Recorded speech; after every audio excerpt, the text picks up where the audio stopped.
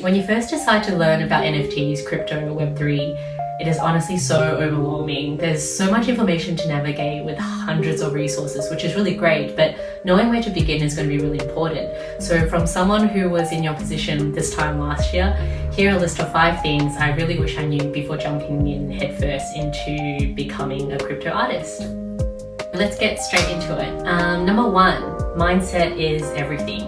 You really don't have to buy into the hype of NFTs, of crypto, but not learning and understanding it before you say no is really only going to damage your own progress.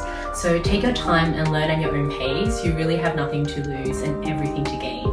Especially for an artist, don't think of this as a restart to your art journey, feeling like you have to start from scratch. It's almost like an evolution. Think of it as the next stage of your art journey. When I first joined the space, I almost felt like, do I need to change my art style? And the answer is no. If you already have a distinct style, that's perfect. Don't feel like you need to change your style, your narrative to become an NFT artist. NFT artists are just artists. The only difference is that they're using the technology to help continue to tell their story in new ways. Some of them use the medium, some of them use technology as a medium itself. Others use the technology to better engage with their customers, better engage with the community, have better conversations and be able to collaborate better with the people that they want involved in their projects. So it's actually a really cool way to dive into the space. Number 2, baby steps every day. So you don't become a professional artist overnight. Don't expect to turn into a sellout sensation without putting in any of the work. And I think that's the same whether you're an existing artist or not, whether you're in crypto or not, whether you're in Web2 or Web3. It's about the amount of effort you put in is how much you get back. It's the same across, I think, everything that you do. So don't try and learn everything, especially not in your first week. As exciting as it is, once you start digging into it, it will become soul consuming, which is how I got burnt out within the first couple of weeks, really, because I was so intrigued and I didn't pace myself, and then I felt too overwhelmed all of a sudden that I almost decided to quit. So don't be like me. Your time is precious. Be smart with your time. Have a plan, then take baby steps towards it every day. Just like your art skills, it's like a muscle you have to train. Consistency in showing up and doing the work will benefit you, to make you a better artist and make you a better person. So the technology, honestly, is not going anywhere. You're going to see and hear about it more and more as more, bigger companies are adopting it. Take your time and learn at your own pace. So my action for number 2 for you is to create a sustainable learning path that you're comfortable with. Pick something that inspires your learning journey. Learning is, I love learning, and I feel like if you pick something that you love and the way that you like to learn, that's going to help you progress in the space. So if your ideal learning time commitment is maybe an hour a week, maybe commit to one podcast that you listen to in the car, or one blog post that you read, or one YouTube video you watch a week. That might be enough. And then you do that consistently over a few months, and you're going to be at a much better space to make a decision to know if this is what you want to do. If you're like me and you got really into it, you're like, this is definitely what I want to do, pace yourself again. So maybe you do that once every couple of days instead of once a week. So build your own journey and yeah. Okay, number 3. This one's a really personal one, I feel. It's know your worth. Understanding yourself and why you make art will not only help you get comfortable telling your story, but once you get more information about the space, it'll help you understand how to navigate which market is the right one for you, which platform is the right one for you, how to market yourself, and ultimately how to sell and connect with your buyers. Never undersell your work, whether that's currently or into the future. Never undersell your time, because your time is worth something. You put in all this effort to learning on how to create, how to sell yourself. You're a one-man business. Don't let people take advantage of you, is what I'm saying. When you first join the space, say you just joined Twitter and you want to learn and you have a couple of questions and you join a Twitter space, never apologize for your accent. Never apologize for not understanding something. Never apologize for having kid sounds in the background, because it's all normal and people appreciate your authenticity. So just be vulnerable, ask questions, and you'd be really surprised how welcoming and how helpful people are in the Web3 space if you know the right communities to join. If you feel stupid asking questions in public, message me. I'll answer them for you. If you feel stupid starting a Twitter with 0 followers, I was there last year. follow me, I will follow you back. I'll be your first fan. Don't let the number of social media followers dictate your worth or the value of your art. It's not the same thing. People that you see have hundreds and thousands of followers, they've been doing it for a long time and they're consistently showing up. So, and that's what they've built their livelihood on. So don't compare yourself to them, run your own race. And my action for this one is to just start. If you join in the space thinking that you're going to become a millionaire overnight, you are not. So point 4 is don't start this thinking that it's going to make you more money, because unless you put in the work, it's not going to make you more money.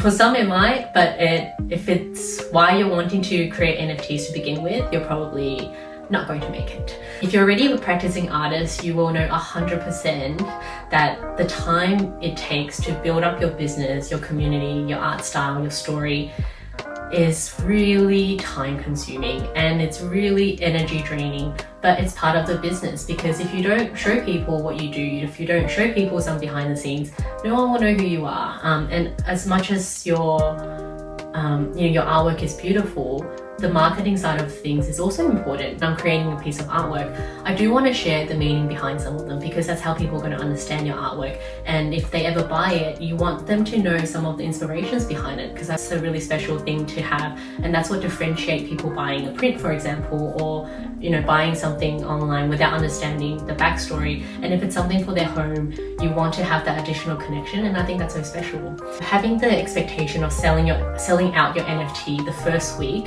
is like thinking your art will sell the moment you start an Instagram account. It's just not going to happen. It takes time to build up your business, your community, your art style, your story. It's no different in the NFT space. Just start, I think, is my go-to action.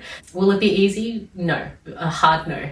But will it be worth your while? Maybe. And if you don't try, how would you know? And one of the things that I learned after being in the space for a couple of years is you'd be surprised how supportive your friends and family are. Some people might ignore it, but some people might never comment on your post and might never like a post, but they're watching, and the ones who reach out randomly will say they've been following you for a long time and they really love your artwork and they actually want to commission you to some physical artworks. The first piece I ever sold actually went to a friend that I haven't spoken to for a long time, and I had no idea they followed me. So unless you share, unless you know you have this passion, you have this hobby, people are not going to know how to find you, and you'd be surprised at how supportive your existing community is. So don't feel like you need to do this on the side in the shadow so that no one knows until you're successful. Being vulnerable is good, and if they laugh at you, you're braver than them, so stuff them.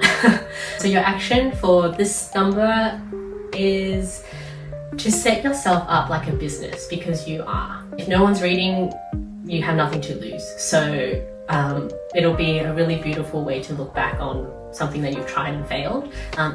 For me, the best kind of learnings is when you fail. So if you actually do this and you fail hard and fast, that's how you're going to learn fast. So everything that you do is going to be progress. And we are at number 5, which I think is the most important one. It is safety, safety, safety. When you first jump into the space, the first day, the first week, the first month is going to be when you are the most vulnerable to being scammed. When I first started my Twitter account, when I first joined Discord, I literally clicked on bad link, and luckily I had no wallet, so I couldn't connect anything. If I did have a wallet and connected it, I would have been drained with all my money. So just be extra careful when you first join Twitter, when you first join Discord. Close your DMs, don't open any links, don't share your seed phrase, turn off all direct messages. If it sounds too good to be true, it probably is. So my tip and actions for this is, this is the bit where you actually want to do some form of research to keeping yourself safe. I'm not saying you need to understand how the blockchain works, how the back end of how all this technology and the development happens. I'm not saying you need to understand the banking system to be able to use money and buy things. I'm just saying at a basic level, you need to know how to protect yourself, whether that's buying a self-custody wallet like a ledger, or being smart in the way you set things up. And when you first join a space, just be cautious and think that everyone out there is there to scam you, because they probably are, especially if you just start an account, you have 0 followers, why would this person come message you on Twitter and be like, I want to interview you for this article for this magazine and I'm going to pay you $2,000 to do that? Like, it just doesn't make sense. That's actually happened to me, and I kindly just ignored them and just blocked them. So if you think there's something sus, feel free to message someone and just get a second eye, second opinion, and then hopefully you will not be scammed like I luckily didn't. So let me know if there's any content you want for the next one. I think the next one I'm going to be sharing a bit more behind the scenes and kind of going a bit more deep dive on how I'm actually going to mint my artwork, which I actually haven't done with my own smart contract. So I'll walk you through how to set up your smart contract, how you then create the NFT artwork to sell if that's of interest. Otherwise, I will see you next time. Bye.